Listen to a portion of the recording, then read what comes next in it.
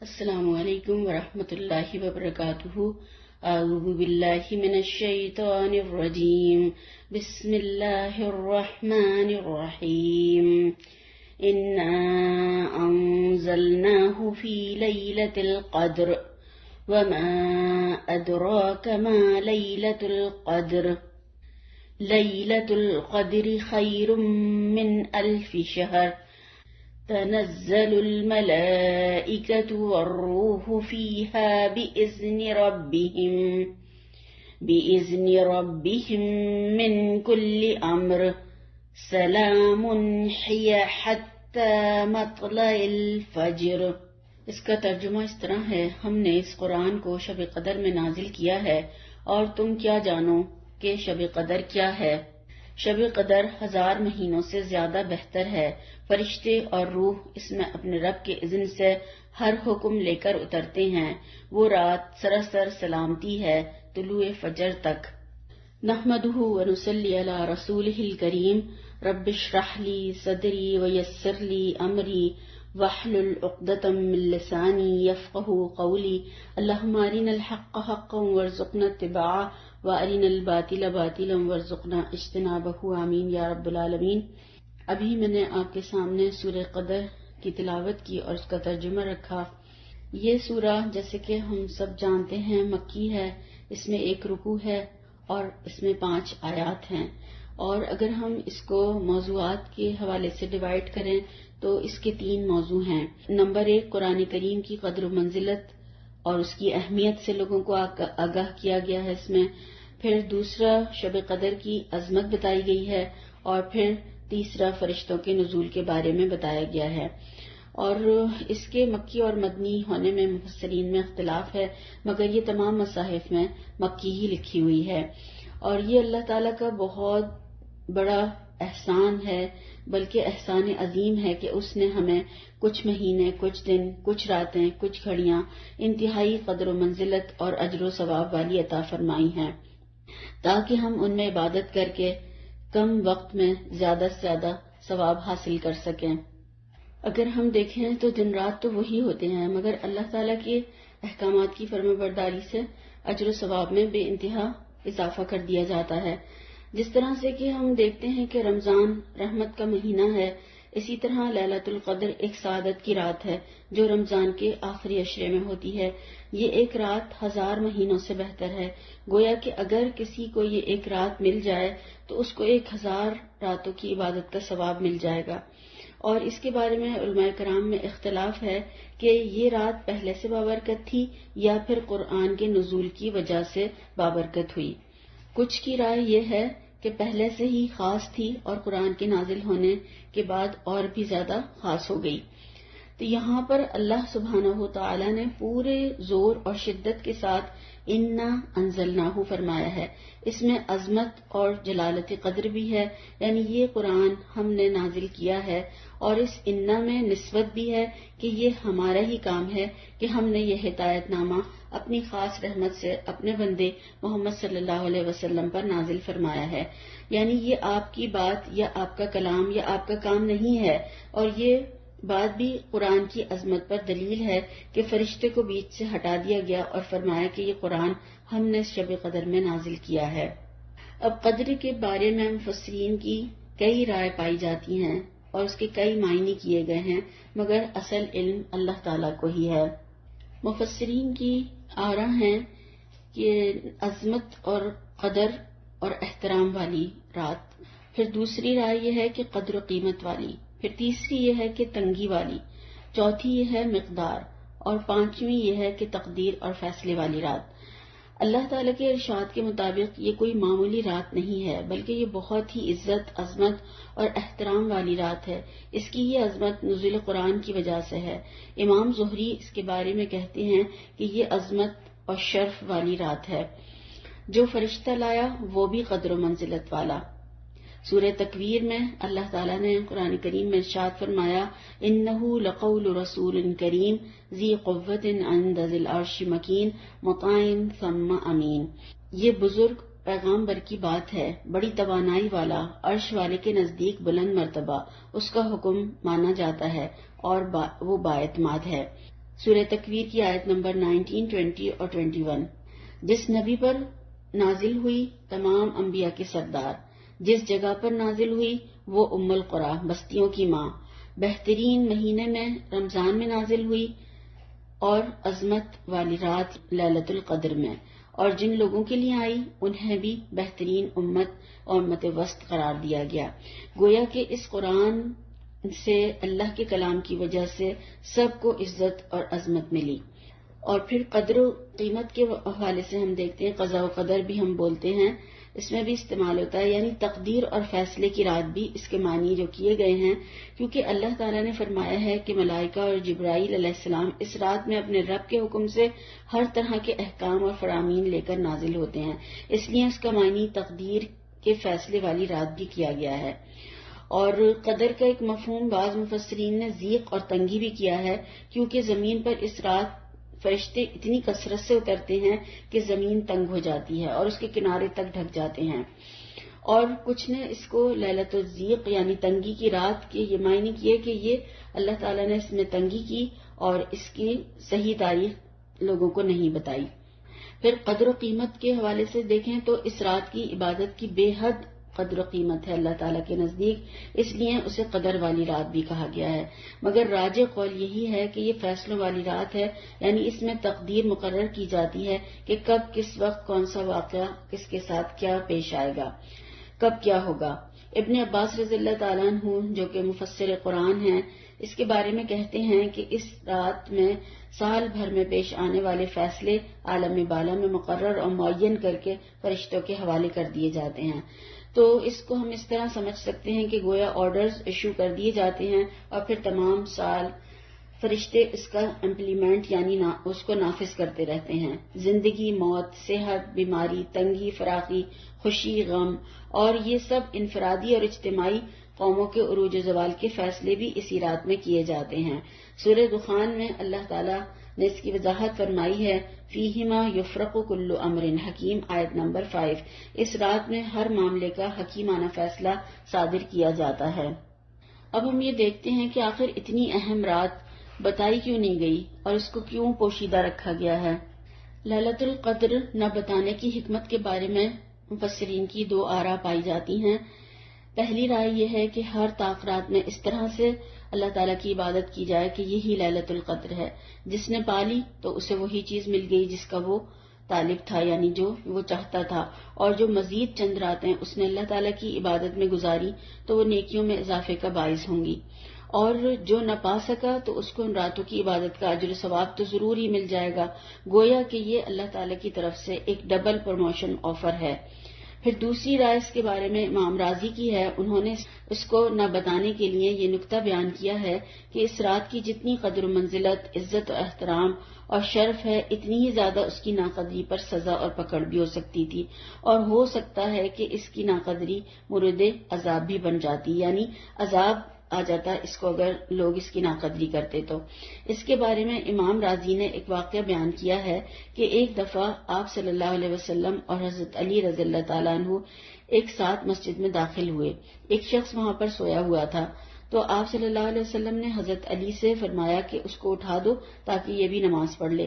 حضرت علی رضی اللہ تعالیٰ عنہ کو تعجب ہوا اور انہوں نے آپ صلی اللہ علیہ وسلم سے پوچھا کہ آپ اس قدر نیکیوں کو آگے بڑھ کر کرنے والے ہیں تو آپ نے مجھ سے کہا خود کیوں نہ اٹھا دیا اس کو؟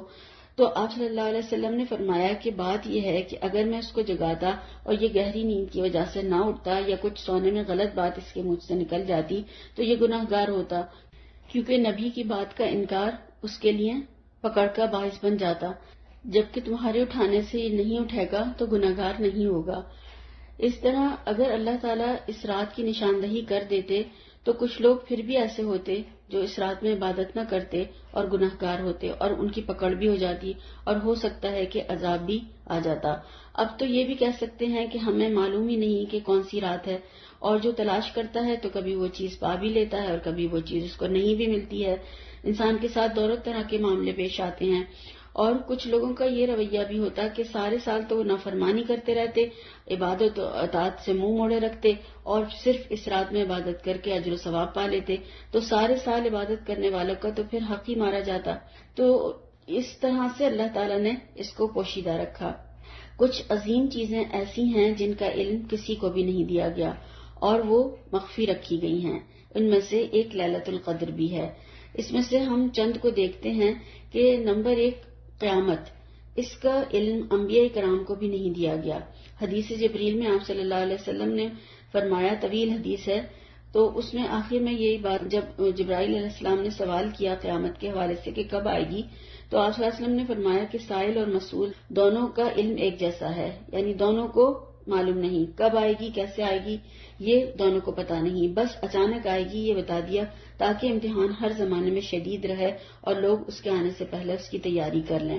پھر دوسری جو مخفی رکھی گئی ہے وہ چیز ہے موت، کب، کہاں، کیسے آئے گی، کس حال میں آئے گی، یہ بھی مخفی رکھا گیا ہے اور کسی کو نہیں پتا۔ پھر تیسری چیز ہے جمعے کے دن کی ایک قبولیت کی گھڑی، اس کو بھی مخفی رکھا گیا ہے اور اس کے بارے میں 2 آراء پائی جاتی ہیں۔ ایک تو جب امام ممبر پر خطبہ دینے کے لیے آتے ہیں اس وقت سے لے کر نماز کے ختم ہونے تک کہا جاتا ہے، اور دوسری گھڑی عصر سے لے کر مغرب تک، اور اس میں بھی بہت تھوڑا ٹائم بتایا گیا ہے۔ تو یہ دونوں آراء ہیں اور راجح قول وہی عصر سے مغرب تک کا ہے۔ پھر اس میں اعظم جو ہے چوتھا، اس کو بھی مخفی رکھا گیا ہے۔ مفسرین کے اس کے بارے میں بھی کئی اقوال ملتے ہیں، کچھ نے یا ذو الجلال والاکرام کو کہا ہے اور کچھ نے حی القیوم کو، مگر حی القیوم پر ہی اجماع ہے اور یہ بھی اللہ تعالیٰ نے مخفی رکھا ہے۔ پھر صلاۃ وسطیٰ، اس کے بارے میں بھی راجح قول یہی ہے کہ یہ عصر کی نماز ہے، مگر تمام نمازیں بھی ہو سکتی ہیں اور سبھی کو بہترین طریقے سے پڑھا جائے۔ پھر چھٹی جو چیز ہے یہی لیلۃ القدر ہے، یہ بھی مخفی رکھی گئی ہے تاکہ ہر رات کو لیلۃ القدر سمجھ کر کوشش کریں اور زیادہ سے زیادہ اجر و ثواب حاصل کر سکیں۔ اب ان کو تھوڑا سا، یہ تو فضیلت کے حوالے سے تھیں باتیں، اب تھوڑا سا اس کو آیتوں کے حوالے سے دیکھتے ہیں۔ اللہ تعالیٰ نے فرمایا کہ ہم نے اس قرآن کو لیلۃ القدر میں نازل فرمایا ہے۔ نزول کے بارے میں ابن عباس رضی اللہ تعالیٰ عنہ کا قول ہے، اس رات میں پورا قرآن حاملین وحی فرشتے کے حوالے کر دیا گیا اور پھر واقعات اور حالات اور ضرورت کے مطابق وقتاً فوقتاً 23 سال کے دوران میں جبرائیل علیہ السلام اللہ تعالیٰ کے حکم سے اس کی آیات اور اس کی صورتیں آپ صلی اللہ علیہ وسلم پر نازل کرتے رہے۔ یہ ابن جریر اور حاکم اور ابن ابی حاتم کی روایت ہے۔ دوسرا قول امام شعبی کا ہے کہ قرآن کے نزول کی ابتدا اس رات سے ہوئی اور سورہ علق کی 5 آیات نازل ہوئیں۔ ابن جریر، بات وہی ہے کہ لوح محفوظ سے بیت العزت یعنی آسمانی دنیا تک ایک دفعہ میں اتار دیا گیا اور پھر وقت اور حالات کے مطابق آپ صلی اللہ علیہ وسلم کی اس کے ذریعے سے رہنمائی فرمائی گئی اور لیلۃ القدر میں ہی اس پر عمل درآمد شروع ہو گیا، یعنی ابتدائی 5 آیات اسی لیلۃ القدر سے نازل ہوئیں۔ پھر اللہ تعالیٰ نے فرمایا، تم کیا جانو کہ لیلۃ القدر کیا ہے، یعنی آپ صلی اللہ علیہ وسلم کو کیا معلوم، آپ کیا جانیں اور جاننے کی کوشش کے باوجود بھی نہیں جان سکتے، آپ اندازہ ہی نہیں کر سکتے کہ اس کی کیا اہمیت ہے، کیا قدر و قیمت ہے۔ اللہ تعالیٰ کو ہی اس کی اصل قدر و قیمت معلوم ہے اور وہی جانتا ہے، مخلوق میں سے کوئی بھی اس کو چاہنے کے باوجود بھی اس کا اندازہ بھی نہیں کر سکتا اور اس کے بارے میں جان بھی نہیں سکتا۔ اور یہ خبر بھی اللہ تعالیٰ نے ہی ہمیں دی ہے تاکہ ہم زیادہ سے زیادہ محنت اور اس میں کوشش کریں۔ اس رات کی عبادت کا جو اجر و ثواب ہے کوئی اس کا اندازہ نہیں کر سکتا، اور پھر فرشتوں کا نزول کس طرح سے ہوتا ہے یہ بھی ہمیں معلوم نہیں ہے، اور پھر کیسے وہ سال بھر کے فیصلے حاصل کر کے تمام سال دنیا میں نافذ کرتے رہتے ہیں، اس کیفیت کو بھی ہم نہیں جانتے۔ پھر وحی الہی یعنی اس تاریخ ساز کلام کے اترنے کی کیفیت کیا ہے یہ بھی ہم نہیں جان سکتے، ہمیں نہیں پتا کہ یہ کیسے اترا۔ یہ تمام چیزیں ہمارے شعور اور ادراک سے باہر ہیں، ہم کوشش کے باوجود بھی اس کی کیفیت کو نہیں سمجھ سکتے، مگر یہ سب اللہ تعالیٰ کے حکم سے ہوا اور ہو رہا ہے، اس پر ہمارا ایمان ہے اور یہی ایمان بالغیب ہے۔ پھر اللہ تعالیٰ نے فرمایا، شب قدر 1000 مہینوں سے بہتر ہے۔ یہ رات اتنی اہم کیوں ہے، اس کی کیا وجہ ہے؟ تو یہ رات صرف اور صرف قرآن کریم کی وجہ سے اہم ہے۔ یہ قرآن اتنی عزت اور عظمت اور شرف اور منزلت والا ہے کہ مقام اور وقت بھی اس کی وجہ سے معزز بن گئے، اور رمضان کو بھی عزت و تکریم اسی قرآن کی وجہ سے ملی۔ سورہ بقرہ میں اللہ تعالیٰ کا ارشاد ہے، شہر رمضان الذی انزل فیہ القرآن، رمضان وہ مہینہ ہے جس میں قرآن نازل کیا گیا، جو صبر اور تقوی اس کتاب پر عمل کرنے کے لیے، اس کو دنیا میں نافذ کرنے کے لیے درکار تھا، وہ اللہ تعالیٰ نے روزہ رکھوا کر حاصل کروایا۔ یہ دونوں ہی ہمارے لیے قیامت کے دن سفارش کریں گے۔ عبداللہ بن عمرو سے روایت ہے، آپ صلی اللہ علیہ وسلم نے فرمایا، روزہ اور قرآن قیامت کے دن بندے کی سفارش کریں گے۔ روزہ کہے گا، اے میرے رب، میں نے اس بندے کو کھانے پینے اور خواہشات پوری کرنے سے روکے رکھا، لہٰذا اس کے بارے میں میری سفارش قبول فرما۔ قرآن کہے گا، اے میرے رب، میں نے اس بندے کو رات قیام کے لیے سونے سے روکے رکھا، لہٰذا اس کے بارے میں میری سفارش قبول فرما، اور دونوں کی سفارش قبول کی جائے گی۔ یہ احمد اور طبرانی کی روایت ہے۔ جنہوں نے اس کو نہیں پڑھا یا پڑھ کر اس کا حق ادا نہیں کیا تو ان کی بھی یہ قرآن کریم اللہ تعالیٰ کے پاس شکایت کرے گا۔ قرطبی کی ایک روایت ملتی ہے کہ جس نے اس قرآن کا علم سیکھا اور پھر اسے بند کر کے رکھ دیا، نہ تلاوت کی، نہ عمل کیا، نہ غور و فکر کیا، تو یہ قیامت کے دن اس کے گلے میں لٹکا ہوا آئے گا اور اللہ تعالیٰ سے شکایت کرے گا کہ آپ کے اس بندے نے مجھے چھوڑ دیا تھا، اب آپ میرے اور اس کے بارے میں فیصلہ فرمائیے۔ تو یہ ہمارے رب کا وہ عظیم کلام ہے جس کا حق صرف ہم چومنے سے یا پھر اونچی جگہ رکھنے سے ادا نہیں کر سکتے، اور پھر ہمارے پاس کیا کرتے ہیں، اگر گر جاتا ہے تو آٹا دے دیتے ہیں، تو ہم سمجھتے ہیں اس کا حق ادا ہو گیا، وہ صدقہ دے دیا۔ پھر شادی کے وقت میں لڑکی کو اس کے سائے میں سے گزار دیتے ہیں، تو سمجھتے ہیں کہ اپنی بیٹی کو ہم نے اس کے سائے میں رخصت کر دیا۔ پھر مرنے والوں کے سال ثواب کے لیے، وظیفوں کے لیے، بہت سارے اور کاموں کے لیے ہم اس کو پڑھتے ہیں، اور تو ہم سمجھتے ہیں کہ اس کا حق ادا ہو جائے گا، بلکہ ہم اس کا حق ایسے نہیں ادا ہو سکتا۔ اس کا مقصد نزول سمجھنا ہوگا، غور و فکر کرنا ہوگا، تدبر کرنا ہوگا، اپنی زندگیوں میں نافذ کرنا ہوگا اور دوسروں تک بھی اس پیغام کو پہنچانا ہوگا، تبھی کچھ اس کا حق ادا ہو سکتا ہے، اور پھر یہی اصل اس کی قدر و منزلت بھی ہے۔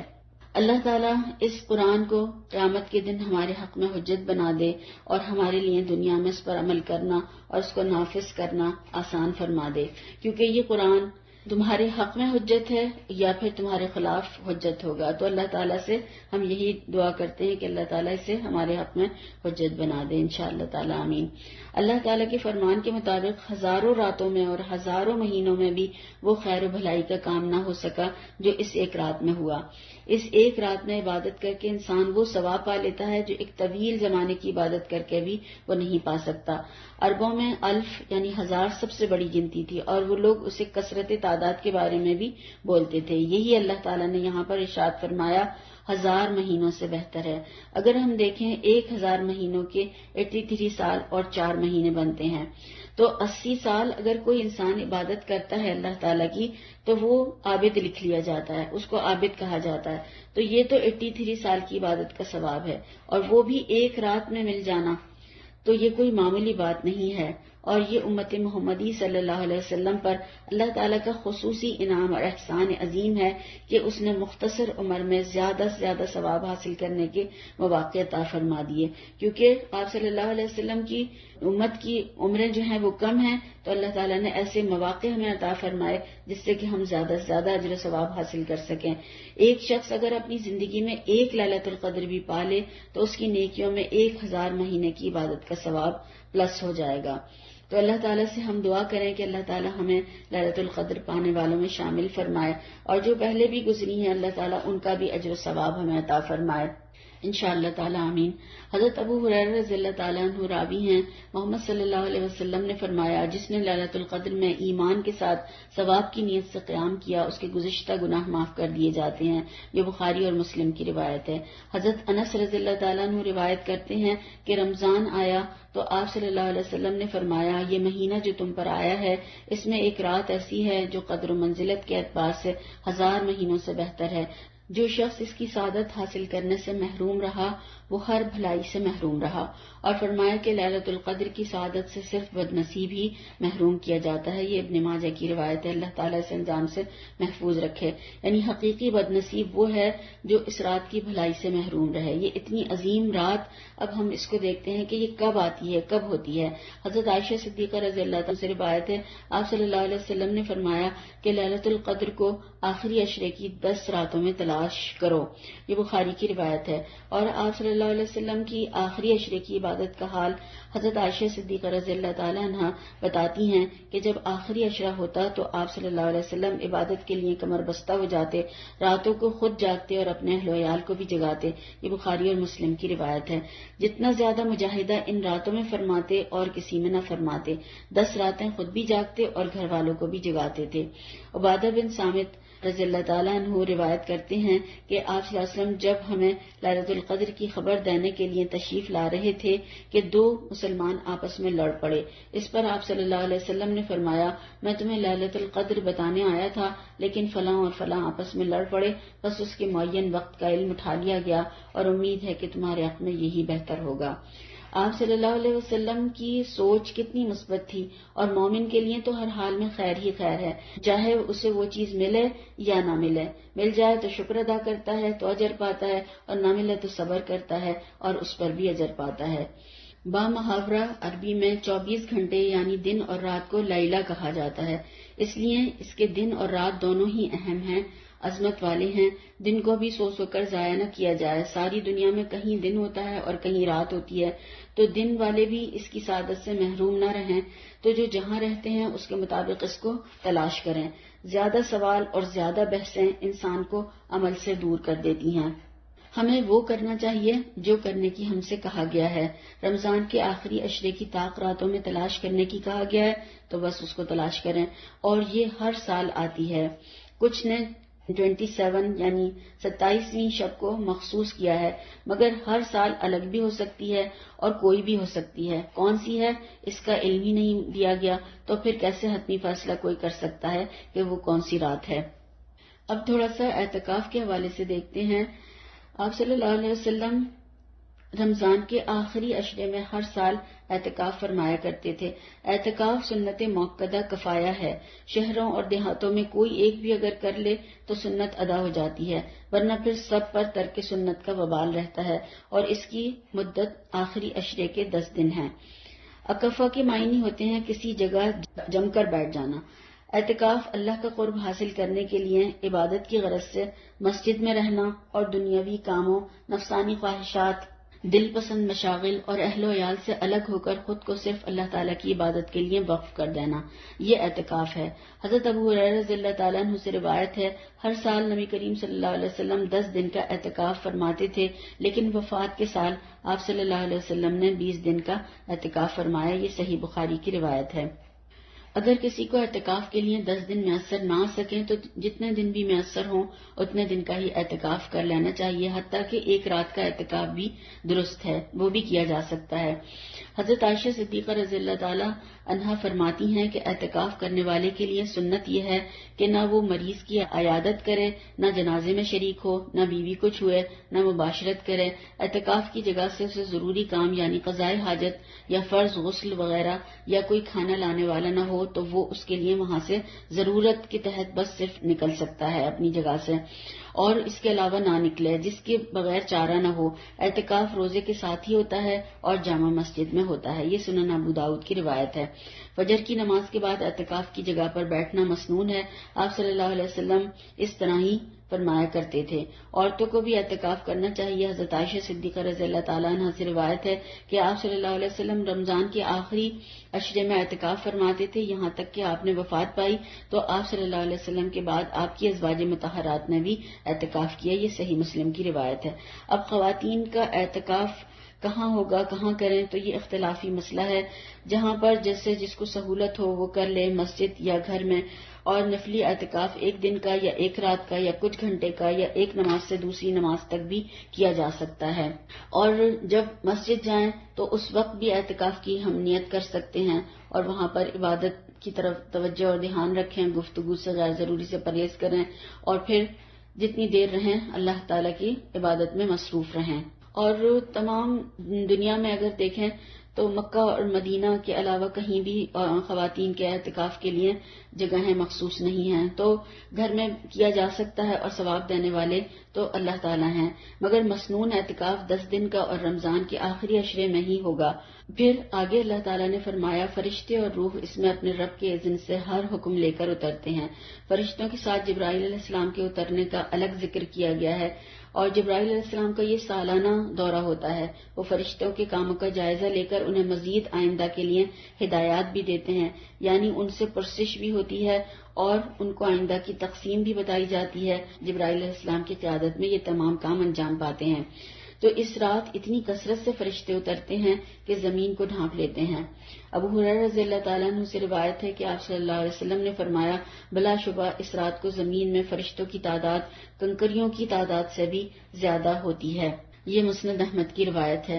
اور فرشتے گھروں میں بھی داخل ہوتے ہیں، اور تمام ایسی چیزیں ضرور گھروں سے ہٹا دینی چاہیے جن سے کہ فرشتے گھروں میں داخل نہ ہوں۔ چیزوں کے بارے میں تصویریں اور کتے جن گھروں میں ہوتے ہیں وہاں پر فرشتے داخل نہیں ہوتے، اور وہ عبادت کرنے والوں سے آ کر مسافہ کرتے ہیں، اور خیر و برکت بھی پھر بہت زیادہ گھروں میں داخل ہوتی ہے، اللہ تعالیٰ کی رحمت آتی ہے، سکینت نازل ہوتی ہے۔ تو شب قدر والی صبح کے بارے میں آپ صلی اللہ علیہ وسلم نے ہمیں کچھ علامات بھی بتائی ہیں۔ آپ صلی اللہ علیہ وسلم نے فرمایا کہ لیلۃ القدر کی صبح کو سورج کے بلند ہونے تک اس کی شان نہیں ہوتی، وہ ایسے ہوتا ہے جیسے تھالی۔ یہ سنن ابو داؤد کی روایت ہے۔ ابن عباس رضی اللہ تعالیٰ عنہ سے مروی ہے کہ آپ صلی اللہ علیہ وسلم نے فرمایا شب قدر آسان اور معتدل رات ہے، اس میں نہ گرمی ہوتی ہے نہ سردی، اور اس صبح کا سورج اس طرح طلوع ہوتا ہے کہ اس کی سرخی مدھم ہوتی ہے، یعنی اس کی لائٹ جو ہے وہ ڈم ہوتی ہے۔ یہ صحیح ابن خزیمہ کی روایت ہے۔ اور اس کے بارے میں کہ اس میں سورج کی جو کرنیں ہیں وہ مدھم کیوں ہوتی ہیں، اس کے بارے میں بھی ایک رائے ہے، جس کی توجیہ اس طرح سے کی گئی ہے کہ اتنے فرشتے جو رات کو اترتے ہیں تو وہ طلوع فجر کے بعد تک وہ فرشتے جب اوپر واپس جاتے ہیں تو سورج کو بھی ڈھانک لیتے ہیں، بلاک کر دیتے ہیں اس کی کرنوں کو، اور اس طریقے سے لائٹ اس کی کم ہو جاتی ہے۔ یہ ایک رائے ہے، اور اس کو ہم اس طرح سے بھی سمجھ سکتے ہیں کہ جب ٹڈی کا حملہ ہوتا ہے تو اندھیرا ہو جاتا ہے، تو اس طریقے سے اس کی توجیہ کی گئی ہے۔ حقیقت حال اللہ تعالیٰ کو ہی معلوم ہے کہ کیا حقیقت ہے اس کی۔ پھر اللہ تعالیٰ نے فرمایا وہ رات سراسر سلامتی ہے طلوع فجر تک۔ یہ سراسر سلامتی عفو درگزر کی رات ہے، کیونکہ اس میں اللہ تعالیٰ کی رحمت، اس کے فضل کے ساتھ ساتھ لادادات فرشتوں اور جبرائیل علیہ السلام کی حاضری اور دعائیں رحمت اور مغفرت بھی شامل ہوتی ہیں۔ اور اس رات اتنی خیر و برکت اور رحمت اترتی ہے، ساری رات یہ سلسلہ چلتا رہتا ہے۔ کوئی جس حصے میں بھی یہ خزانے سمیٹنا چاہے تو وہ سمیٹ سکتا ہے، یعنی طلوع فجر تک یہ سلسلہ چلتا رہتا ہے۔ اور یہ تمام رات خیر ہی خیر ہے، شر اور فتنوں سے پاک ہے۔ اگر اس رات میں کسی قوم کے لیے عذاب یا سزا کا فیصلہ بھی کیا جاتا ہے تو وہ بھی دنیا والوں کے لیے سراسر سلامتی کا ہی پیغام ہوتا ہے۔ شر اور فساد ختم ہونے کی وجہ سے اللہ تعالیٰ کے بندوں کو عافیت نصیب ہو جاتی ہے۔ اس رات میں اگر کوئی تحقیق کر کے دیکھنا چاہے تو سب سے کم ریٹ ہوتا ہے پوری دنیا میں جرائم کا۔ اگر ہم شب قدر کو پائیں تو کیا دعا کریں؟ اللہ کے نبی صلی اللہ علیہ وسلم سے اتنا اہم سوال حضرت عائشہ صدیقہ رضی اللہ تعالی عنہا نے پوچھا، کیونکہ وہ اتنی زیادہ ذہین تھیں، بہت ہی زیادہ، اور وہ ایسے ہی سوال آپ صلی اللہ علیہ وسلم سے کیا کرتی تھیں۔ تو انہوں نے یہ سوال کیا، یا رسول اللہ صلی اللہ علیہ وسلم اگر میں شب قدر کو پا لوں تو کون سی دعا پڑھوں، کیا پڑھوں؟ آپ نے فرمایا اللہم انک عفو کریم تحب العفو فاعف عنی۔ یہ ترمذی کی روایت ہے۔ اے اللہ تو معاف کرنے والا ہے، کرم فرمانے والا ہے، معاف کرنے کو پسند کرتا ہے، بس مجھے معاف فرما دے، آمین ثم آمین۔ اس کو ہم اس طریقے سے بھی سمجھ سکتے ہیں، وہ ایک بوڑھی اور عقل مند عورت کی کہانی جو کہ ہم نے پہلے بھی سنی ہوئی ہوگی، کہ بادشاہ نے جب دربار لگایا اور بہت سارے اس نے استعمال کی چیزیں عوام کے لیے وہاں پر ان کی دلچسپی کی لگوائیں، اور کہا کہ جو بھی جو چیز لینا چاہے وہ اٹھا کر لے جا سکتا ہے۔ تو ایک بوڑھی عورت آئی اور اس نے کوئی چیز نہیں اٹھائی، کسی کو ہاتھ نہیں لگایا، بلکہ وہ چلتی چلی گئی، اور اس نے جا کر آخر میں جا کر بادشاہ پر ہاتھ رکھ دیا۔ تو لوگ اس کی عقل مندی پہ حیران تھے کہ جس کا بادشاہ ہو جائے پھر اسے کسی چیز کی کیا ضرورت رہ جاتی ہے۔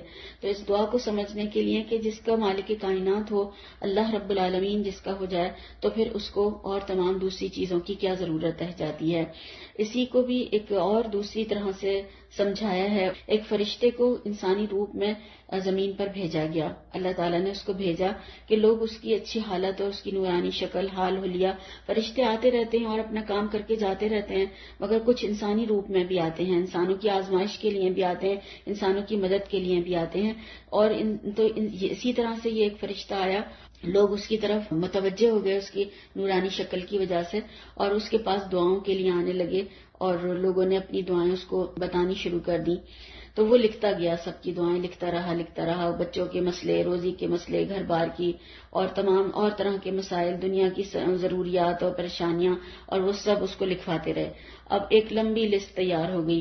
پھر اللہ تعالیٰ کے پاس وہ فرشتہ لے کر گیا تو اللہ تعالیٰ سب کچھ جانتے ہیں، مگر پھر بھی پوچھا، بتاؤ میرے بندے جو ہیں انہوں نے کیا مانگا، کیا دعائیں کروائیں، انہوں نے کیا کہہ رہے تھے. تو فرشتے نے صرف ایک جملے میں ان سب کی دعاؤں کا جو نچوڑ تھا وہ اللہ تعالیٰ کو بتا دیا، اور اس نے یہ بتایا، اللہ رب العالمین، اللہ تعالیٰ آپ کو چھوڑ کر انہوں نے سب کچھ مانگ لیا.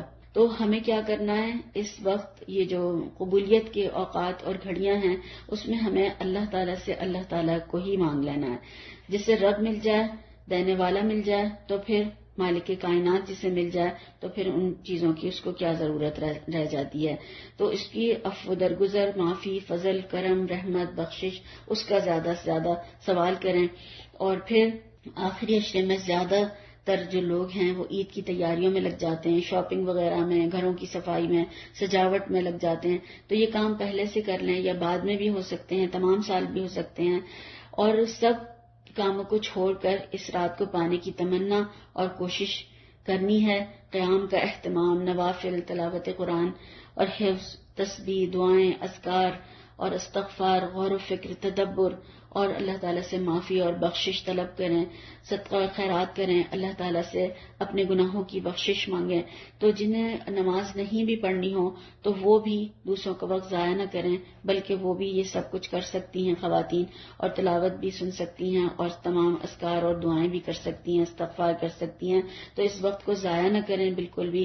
بچوں اور گھر والوں کو بھی عبادت میں اپنے ساتھ شریک کریں. یہ بھی اللہ کے نبی صلی اللہ علیہ وسلم کی سنت ہے.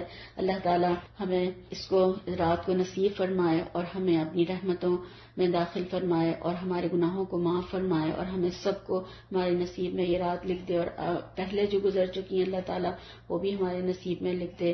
ان کی بھلائیاں اور خیر ہمیں عطا فرما، اور غلطی اور کمی کوتاہی کو معاف فرما دے. اور جو کمی ہو گئی ہو اللہ تعالیٰ اس کو اپنی رحمت سے عفو درگزر سے کام لے اور اپنی رحمت سے معاف فرما دے، اور ہمیں ہمارے لیے اس کو آخرت میں اجر کا ذریعہ بنا دے. ربنا تقبل منا انك انت السميع وتب علينا انك انت التواب الرحيم. سبحان ربك رب العزة عما يصفون وسلام على المرسلين والحمد لله رب العالمين. وصلى الله تعالى على خير خلقه محمد وآله وأصحابه أجمعين برحمتك يا أرحم الراحمين. سبحانك اللهم وبحمدك أشهد أن لا إله إلا أنت أستغفرك وأتوب إليك. السلام علیکم ورحمۃ اللہ وبرکاتہ.